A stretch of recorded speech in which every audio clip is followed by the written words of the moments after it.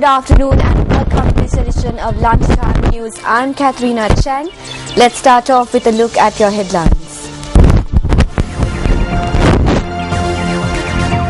A teacher arrested for allegedly molesting 4 students in Madaragiriya.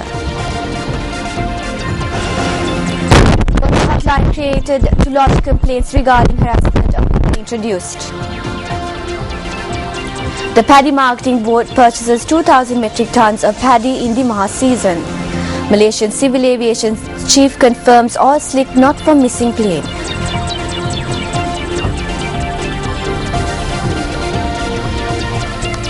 A suspect was killed in police fire in the Mahavelawat area in Ratnapura. The police said that the deceased was the chief suspect in connection to the homicide of a gem businessman in Malgama.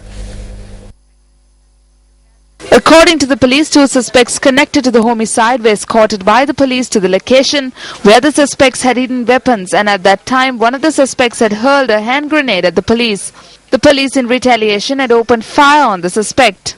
The police said that the suspect succumbed to his injuries upon admission to the Ratnapura hospital. The other suspects continue to remain in police custody. The deceased was a resident of Veeraketi Hambantota. The suspects were arrested in connection to shooting dead a gem businessman in front of his house last month.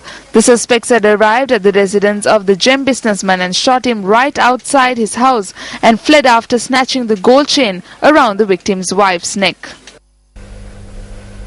The Paddy Marketing Board states that the government has launched a program to purchase paddy. The board has currently purchased 2,000 metric tons of paddy in the Maha season. The chairman of the board, KB Jaya Singh, has said that they have already commenced purchasing paddy in the Ampara, Kurunegala, Kilinochchi and Polonnaruwa districts.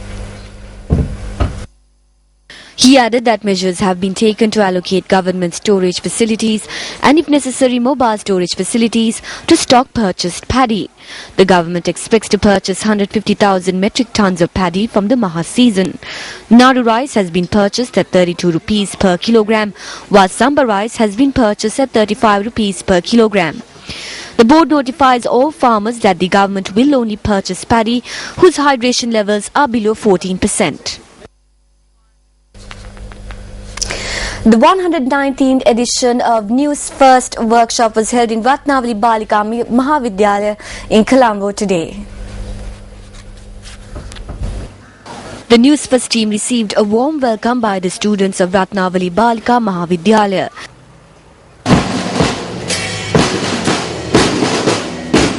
During this workshop, students were equipped with the basic knowledge of communication, news compilation and presentation through various activities. කතා කරන්න පුළුවන් අයද මෙතන ඉන්නේ කියලා. අද උසන්න. දැන් බාහිර ළඟ ඉන්නවද කියලා කතා කරන්න බැරි අය? ඇවිල්ලා අපි මොකද කරන්නේ අනිත් එක ඉන්නව කට අරගෙන. හැබැයි ඒක දෙයක් තියෙනවද? නමුත් අපේ නූතනයේ මෝඩ මිනිසා මේ දේ හිතට අරගෙන නැහැ. දිගින් දිගට. And on headline making news, a primary school teacher in Madaragiriya, Polonnaruwa, was arrested on suspicion of molesting 4 9-year-old students. The arrest was made subsequent to a police complaint lodged by the educational director of the Polonnaruwa zone. The police media unit stated that the suspect was 47 years old. The unit added that one of the victims had provided a statement with regard to the molestation. The arrested teacher was produced before the magistrates' court today.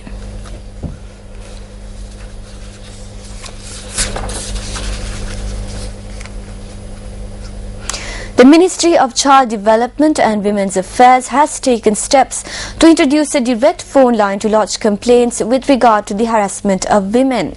Additional Secretary to the Ministry, Ashoka Alavatta, said public could lodge complaints through the hotline 1938. She added that the hotline will be open 24/7. The hotline number again for you is 1938.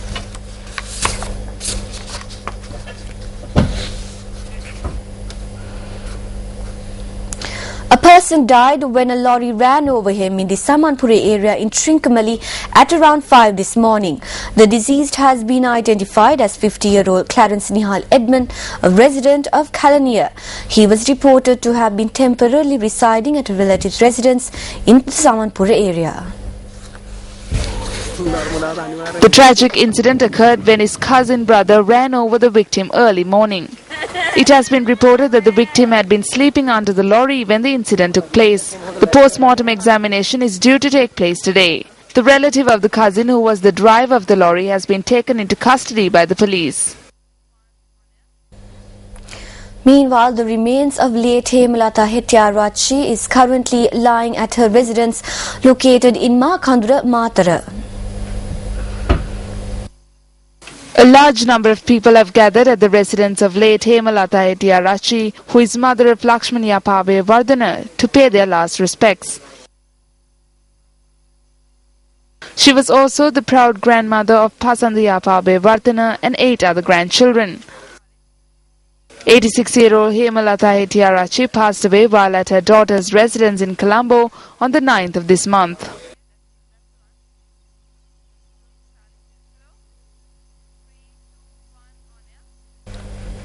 The Ceylon Teachers Union charges that the educational director of the Western Province had misled the election commissioner and had given improper transfers to several teachers.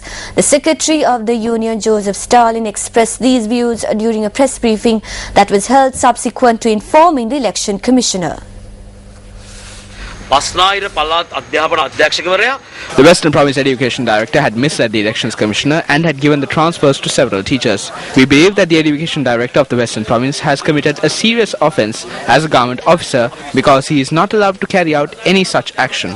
The Director received approval from the Elections Commissioner for the transfer of 33 teachers, stating that they were annual transfers. They are not annual transfers. Those transfers are for Minuwangoda and Gampaha. Some have not even completed their request forms. මේක සම්පූර්ණ කිසිම ඉල්ලුම් පත්‍රයක්වත් සමහර අයගේ නැහැ. ඒබැයි මේ මාරු කරලා තියෙන්නේ. And in other local news, Minister Nima Siripala de Silva says that there are around 1,800 improper appointments made at his ministry. He made this comment while attending an event to declare open the Vupiliru Irrigation Studies Centre. The new centre was declared open by Speaker of Parliament Chamal Rajapaksa this morning. The new Irrigation Studies Centre is located at the premise of the Department of Irrigation. The objective of the centre is to develop the knowledge pertaining to irrigations and irrigation development and to introduce new technology to the sector. පහුගියදා අපි විශාල පිරිසක් මේ තියෙන කාඩ vacancies ඔක්කොටම හරියන්න We gave appointments to individuals to each of the vacant positions here. But there are those who are here that were not appointed by me. I went from floor to floor and asked about each and everyone's appointments. I asked one person what his designation was and he said management assistant. I asked him how can that be? To be in a management sector you need to qualify the government examination for this position. I asked him who appointed him. A lady stood up and said that she appointed him. So there are 1,800 such appointments in this department today. We now have to face a big administration issue because of the arbitrary actions of officials in this department. Meanwhile,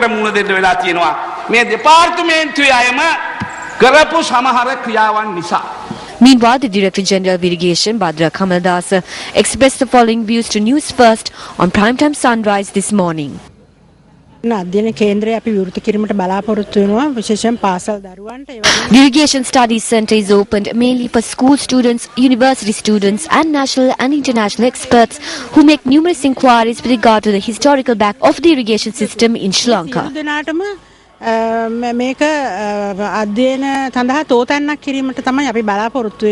Well, that's a wrap for this edition of Lunchtime News. For the Newsfirst team, I'm Katharina Chang. It was a pleasure having you with us. Have a pleasant day ahead.